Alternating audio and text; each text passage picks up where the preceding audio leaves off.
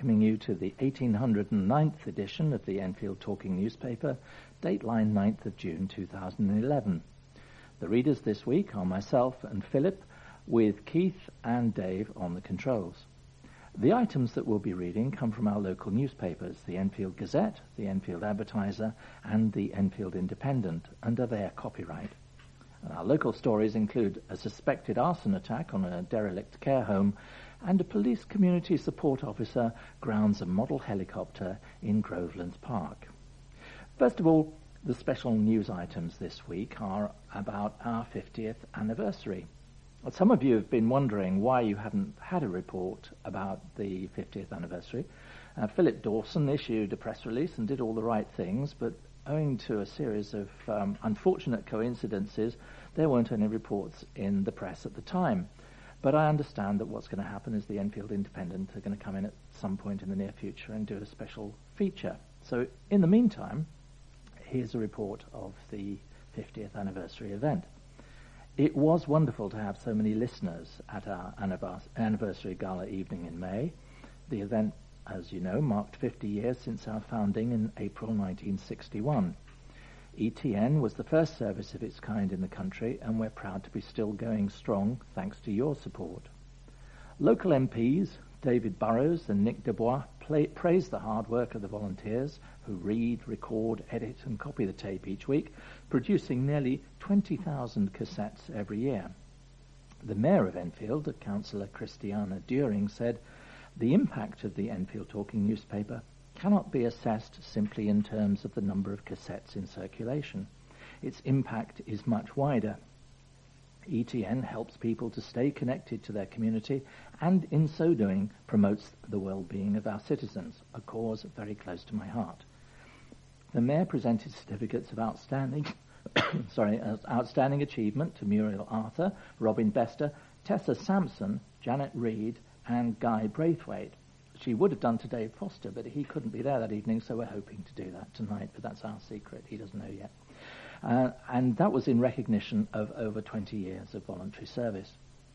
The celebration was a reunion for many founding volunteers, including Patricia Albert, president of ETN. Also in attendance were past Mayor Lee Chamberlain and past Deputy Mayor Pamela Adams, both long-time supporters of the charity, and Tony Vale from the Talking Newspaper Federation. Don't forget, we're looking for new volunteers for our recording and production teams, and if you know someone suitable, please ask them to contact Audrey Jenkins on 020-8360-8119. That's 020-8360-8119.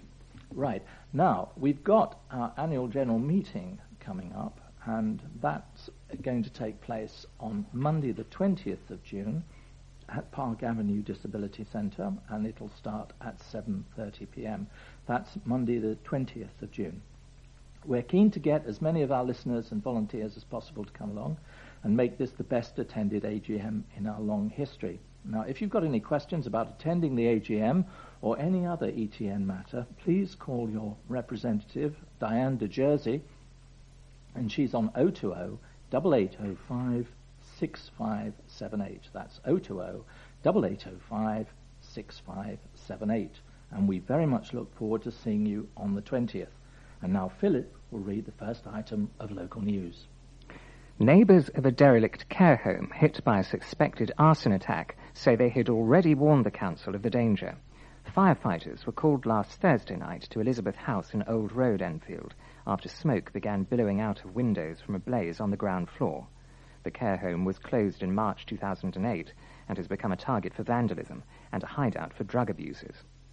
Dorothy Halls, aged 66, who lives opposite the building, warned a more serious fire could have spread to overgrown trees in the grounds and beyond, and called for the council to bring the site back into use. She said, "I phoned up a few weeks ago and said I'd seen young kids going in there. Then this happens. The council doesn't listen, and the worst thing is, it's put a fence around it, because now you can't tell what's going on in there. There used to be a care home there, but now it's really run down. And whose fault is that? The council's. It's been empty for at least a couple of years, but if they put something there, this kind of thing wouldn't happen." Although the cause of the fire is still officially under investigation, Enfield Council said it believed someone climbed over the garages into the grounds of the building and started a fire inside. The fire broke out just before 10:30 p.m. and was brought under control by 12:15 a.m. Windows on the top floor have been visibly charred by the blaze, and firefighters say parts of the ground floor were also damaged. Some of the ground floor windows have been boarded up to try to avoid further trespassing. It's understood last week's break-in was not the first since the care home shut. The derelict building is earmarked for demolition to make way for a new 70-bed care home on the same site. The council said it was now ready to agree arrangements for the contractor to proceed with demolition, although an exact date has not yet been arranged. It added a formal search for a firm to provide the new care home was underway. A remote control helicopter pilot, that's a model helicopter, has hit out at community police officers after being told he couldn't fly his machines 200 feet in the air because it was too dangerous. Peter Antonio of Eversley Park Road was stopped by a PCSO while at the controls in nearby Grovelands Park last Wednesday. Mr. Antonio, who says he has been flying the remote control helicopters in the park for many years, was told to land it immediately, despite his protests that he was in an open space and not flying near any fellow park users. "I've never had any trouble before," he told the Advertiser. "I fly them usually between 200 feet and 300 feet. I heard a voice behind me saying, 'Put the control down, sir.' I turned round, and it was a PCSO. I joked that I should probably get permission from ground control first, but he didn't seem too amused." An Enfield Council spokesman said that there is a bylaw which outlaws the flying of some larger helicopters in the borough's parks, but added that it's down to the discretion of the police as to what constitutes dangerous flying. "How can it be dangerous?" Mr. Antonio added. "It's not like I'm flying it around people's heads. It's 300 feet in the sky. It's no more dangerous to others than people kicking a ball around or playing frisbee." I spoke to the park manager and said if I can't fly them in the park, then where am I supposed to go? There's nothing in the park to say I can't. If this is now the case, then an area should be designated where you can. A spokeswoman for Enfield Police said, "While we cannot confirm the circumstances of this particular case, our Parks Unit officers are expected to keep our parks and open spaces safe for all park users." An Enfield hospital has been praised for bending over backwards for elderly patients. The North Middlesex Hospital was one of 10 across the UK recognised by watchdogs the Care Quality Commission. Following the review, CWC inspectors said staff interacted with patients in a kind and caring manner, and one patient said the doctors and nurses would bend over backwards to help. The report, published last week, concluded patients were enabled to participate in decisions about their care, and treatment and decisions made by patients were respected. Appropriate information was provided to patients and their relatives or carers. Overall, patients were treated with consideration and respect. Independence was encouraged, and their privacy was protected. Teresa Murphy, nursing director at the hospital off Stirling Way, said, "I'm delighted by these independent findings, as they show our older patients are receiving high-quality care that is safe and protects their privacy and dignity. We want to give the best we can to every patient, and will continue to monitor our clinical standards on a daily basis so we can remain confident every person coming to the North Mid receives the same high standard of care." The assessments are part of an ongoing England-wide review of care for elderly people while in hospital. An Enfield college has withdrawn the threat of compulsory redundancies for staff. The College of Haringey, Enfield and North East London, which has a campus in Hertford Road, announced in March that 160 jobs would be cut, including 70 teachers and lecturers, because of government funding cuts. But after the Enfield Independent revealed the plan and unions threatened strike action over the proposals, college chiefs have announced a major U-turn. Jenny Sutton, branch secretary of the University and College Union, said, "I'm glad there's not going to be any compulsory redundancies, but we've lost good people now through voluntary redundancy. It's really sad the college had to put people through what they have, because fundamentally we need all the staff we have. We'll continue the fight against this attack on education, and we've proved that you can win if you resist." Around 80% of union members had voted to strike if the college pushed through its compulsory job cuts, but Ms. Sutton confirmed the industrial action would now no longer go ahead. English for speakers of other languages courses, known as ESOL, will still be cut, although the college insisted these would be replaced by courses focusing on employability skills and vocational training, which some ESOL staff could transfer to.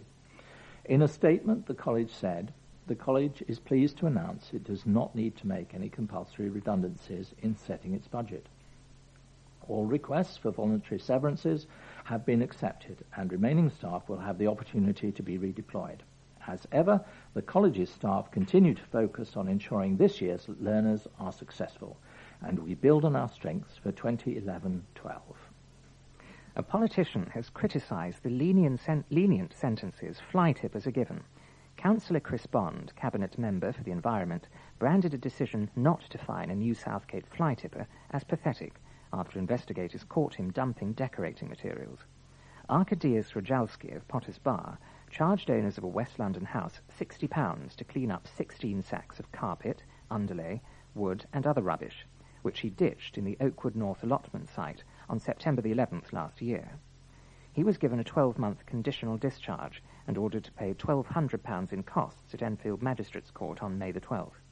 Councillor Bond said, issuing no fine to a fly tipper who has abused Enfield's environment is frankly pathetic and sends a feeble message to other would-be enviro criminals.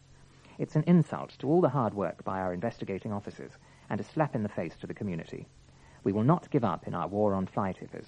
We're determined to keep Enfield amongst the cleanest boroughs in London, and we will take every opportunity to press for the toughest sentences for the selfish criminals. A new community garden on formerly neglected land in Palmer's Green is among a host of projects that could benefit from a £2.1 million Enfield Council fund. Councillors across the borough have met locals drawing up a shopping list of ideas to put forward for the Residents' Priority Fund. Money has been split among the wards in Enfield to be used to fund schemes and projects which have the backing of the community. One such project is the ongoing restoration of land off Tile Kiln Lane into an urban garden for the Bowes community. Councillor Alan Sitkin, Labour, Bowes, has been leading meetings in his ward to determine where the money should be spent. He said ideas ranged from simple fixes such as new signposts and lighting to more complex ideas including alley gating, installation of an outdoor gym and projects similar to those in Tile Kiln Lane. Councillor Sitkin said, "We've contacted as many stakeholders in Bowes Ward as we can think of to make sure people know about the process and know they can have a say. We've ended up with a pretty big list of ideas and now we're trying to whittle them down, but I'm confident the money we've got can go a long way." An Edmonton man who broke a driver's eye socket during a road rage attack has been jailed for 8 months. Seth Sargent, aged 36, became angry when his overtaking move on the A10 in Enfield was blocked by another driver. When both vehicles stopped at traffic lights on October the 26th last year, Sargent got out of his car and punched the other driver, a 30-year-old man, in the face. The victim required surgery to fix a broken eye socket, and Sargent of Berry Street was arrested the next day. He admitted grievous bodily harm and wounding at Wood Green Crown Court and was jailed on Thursday, May the 26th, for 8 months. Knife arches are to be installed in some Enfield secondary schools in a new police offensive on gangs and knife crime, despite head teachers' fears that they could turn students against the authorities. Chief Superintendent Dave Tucker, the borough's leading police officer, revealed that the metal detectors would be set up in selected schools in the run-up to the summer holidays. The move follows an Enfield Council plea for secondary schools to help stamp out gangs and stabbings by allowing knife arches to be installed after the brutal murder of Edmonton County School pupil Negus McLean in April. Negus, 15, was repeatedly knifed and beaten with a metal pole in a frenzied attack by a group of thugs in Westminster Road, Edmonton, in front of the 13-year-old brother he was trying to protect. He was the 4th teenager to be stabbed to death in London this year. The decision to install the arches in schools represents a tactical shift by Enfield Police. Mr. Tucker said, "We have a range of tactics that we use to tackle knife crime, and we've carried out search operations using metal detector wands and weapon sweeps. We felt other tactics were more appropriate than search arches after Negus's death, but we constantly listen to intelligence and act accordingly." Since Negus's death, we've been in intensive contact with schools, and they have been fantastically supportive. They've done all that we've asked of them. Angus Walker, head teacher at Broomfield School and chairman of Enfield Secondary Head Teachers Association, warned last month that knife arches could destroy the trust of students, but Mr. Tucker does not believe that is the case. He said, "I've been to a number of knife arches in schools, and I've never got the impression from students that trust has been damaged. They've always been very open to being searched, and it gives us the chance to talk to them about the issue. For us, it's all about keeping people safe." Charity recycling bank, fearing a child was trapped inside. Police were called after a van was seen backing up to the Salvation Army donation bank in the car park of Winchmore Hill Sainsbury's in the early hours of Wednesday, June the 1st. Eyewitnesses had reported seeing a child being lowered into the bank, apparently to pass out clothes to thieves waiting in the van. When officers arrived, the charity raiders fled, but firefighters were called to ensure the child had not been left behind. Paul Ozanne, National Recycling Coordinator for the Salvation Army, condemned the thieves who stole a quantity of clothes. He said, "Individuals and groups that vandalize clothing banks and steal the donations have no regard for the people we are fundraising to help. This behavior threatens to damage the trust, goodwill, and charitable spirit that has been built up over the years between the generous general public and organizations such as ourselves." After firefighters prized open the bank, they found it was empty, and emergency services left the scene. No one has been arrested in connection with the incident. A father has won a fight to get contaminated soil removed from his garden. Tenant James Paul of Cypress Avenue was told by Enfield Homes that the topsoil, which cost more than £1,500 and was used to level out his garden in June last year, had tested positive for dangerous levels of asbestos. Mr. Paul, whose children Gabby, 11, and Alfie, 3, played in the garden, complained after he found nappies, metal, glass, and cement dust in the soil left by contractors who'd been hired by the organisation that manages council homes. He said its action has been slow, incompetent, and downright disgraceful. "I don't think Enfield Homes understand the seriousness of its actions." The body has now requested quotes from companies to find out how much it will cost to completely replace the garden, while Mr. Paul is considering legal action. He's also worried about his children's health and is taking them to see a doctor this week for tests. In a statement, Enfield Homes said, "We're currently undertaking an internal investigation into this incident and the appropriate action will be taken. Buried asbestos cement will generally not become a problem unless disturbed. Because of its hard, dense nature and relatively low asbestos content, asbestos cement generally poses a low risk." Water bosses are urging customers to continue to be frugal in a bid to prevent a hosepipe ban. So far, levels in Enfield are holding up, despite the unusually dry spring weather. Mike Pocock, head of strategic planning at Veolia Water, said the majority of supplies in our region are drawn from groundwater. Although the levels are a little lower than we would expect for this time of year, they're within normal range. So we're comfortable we won't be placing any water use restrictions on customers. However, it makes sense, particularly during the summer, when we're all more aware of how much water we use, to remind everyone to save water, not only to ensure we have enough water in the future, but so we can help protect the environment as well. He said there'd been an 11% surge in the use over the first May bank holiday, which he described as unusual for the time of year. Mr. Pocock added, "We live in one of the driest areas in the country, with less rainfall per person than parts of the Middle East. But we also use more water per person than any other part of the UK, up to 4,000 litres per family every week. We all need to play our part if we're going to avoid water shortages in the future." Green-fingered college students won a prestigious gold medal at the Chelsea Flower Show for an educational and environmentally friendly garden.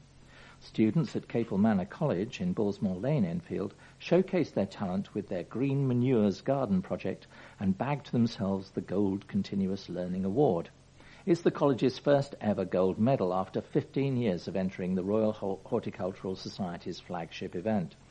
A team of 15 worked for 3 months to produce the winning 5 by 6 metre garden using a medieval green manure method which uses mulched clover and ryegrass to add nitrogen and restore vitality to the soil and suppress the growth of weeds. The students hope to raise awareness of the benefits of green manure rather than typical manures which can include a variety of chemicals. Danny Beaver, who worked on this project using 10 raised beds, is delighted to leave Capel on a higher note before going to university in September to study landscape architecture. He said, "Everyone worked really hard, and it was our first gold, so we're all really pleased. It was a great experience. My mum is a gardener, so she first sowed my interest in gardening." Eager to reap further rewards, the Capel team has entered other events, including the RHS Hampton Court Flower Show. Horticulture lecturer and garden designer Phillip O'Brien, who organised the project, said, "Green manure has been around for years, but not many people know about it. But people are starting to see the negatives of chemical manures and are looking for alternatives." Police are hunting for a con man who fleeced an 89-year-old woman by posing as a construction worker. The Mediterranean man in his 40s called at the woman's Hertford Road home and asked to turn the water off, claiming to be from a building site. When the man left at around 10:30 a.m. on Thursday the 26th of May, the pensioner realised money had been taken from her purse. The man was wearing a dark blue suit jacket and dark shoes. Anyone with information should call 0208 345 4469, 020 8345 4469, or you can call Crime Stoppers anonymously on 0800 555 111. Refurbishment of the Pims Park Visitor Centre has been completed following a campaign by Edmonton's MP.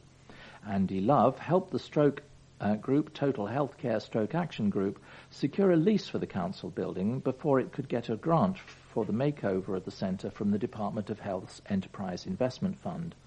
The MP has already visited the new centre and addressed the first meeting of the action group at the newly refurbished site. Following his visit, he said, "As an MP, it's always rewarding to see the campaigning and work you do on behalf of constituents come to fruition. I'm sure the centre will now continue to be used for years to come." Rita Melifonwu, CEO of the group, said, "This project is an outcome of the Mary C. Cole Award, and we're very glad that it's turned out so well. We're the only local group that offers stroke services, and the support from the MP, Enfield Council, as well as the Department of Health has been absolutely fantastic." While the primary beneficiary of the new centre will be the stroke group, other community groups such as Friends of Pims Park, One-to-One, Age Concern Walkers Group and Pensioners Bingo Group will all get to benefit and enjoy the upgrade work. The renovated centre includes new floors, lights, kitchen, gym and paintwork. The MP added, "It's great to see the new and improved centre and, most importantly, to know that it now acts as a better, more suitable resource to its many users, especially the Stroke Action Group. There is still some improvements to be made to the site before it's fit for use. Specially built for stroke survivor users, the building is still in need of a wheelchair-accessible toilet and updated IT equipment, which will be installed in August. The group also hopes to get a wheelchair-accessible vehicle to get clients to and from the site." Councillors and green activists are looking at ways to create animal highways through Enfield. Pathways for animals to cross roads, warning signs to alert drivers, and safe trails through parks and woodland are among ideas being discussed to protect the borough's wildlife. Councillor Alan Sitkin, who chairs the Greenbelt Forum on Enfield Council, is spearheading efforts to look into the issue and said it was something on the council's agenda for the future. He said, "Some of us have an ecological bent, and there are a bunch of issues to do with preserving wildlife that we're looking at. It would come under the biodiversity plans. We're seeing what's being done elsewhere, but there's very little in the UK so far. We're in 2011, and the issue of preserving wildlife has really gone mainstream. It's no longer just hippies looking at it." Councillor Sitkin has asked officers to find out more and look at animal highways in practice elsewhere. A scheme to protect deer crossing the road in Hadley Wood is already in place, and projects to protect frogs, deer and bees are just some of those being discussed at the Greenbelt Forum. A so-called Bat Bridge installed over a Cornwall bypass came under fire in 2009 for costing £300,000, and Councillor Sitkin admitted the ideas were all quite expensive. However, he vowed to continue to look into ways they could be incorporated into Enfield's road network. A 4-month celebration of culture, arts, music and sport has begun under the banner of the Enfield Festival. The event is a flagship Enfield Council project to promote a host of events happening across the borough this summer. The council hopes this year's inaugural festival will act as a launch pad to next summer, helping Enfield to celebrate the 2012 London Olympics. The council has put up £200,000 to fund some of the projects under the festival banner. Among the events this week was a series of workshops at Millfield Arts Centre in Edmonton, run by the London Dance Factory. And on Sunday, June the 26th, scores of cyclists will journey across the borough for the Big Bike Ride, raising money for the Nightingale Community Hospice in Lancaster Road, Enfield Town. Okay, we've now reached the end of side one of this tape, so please stop your machine now, take out the cassette, turn it over, and start side two.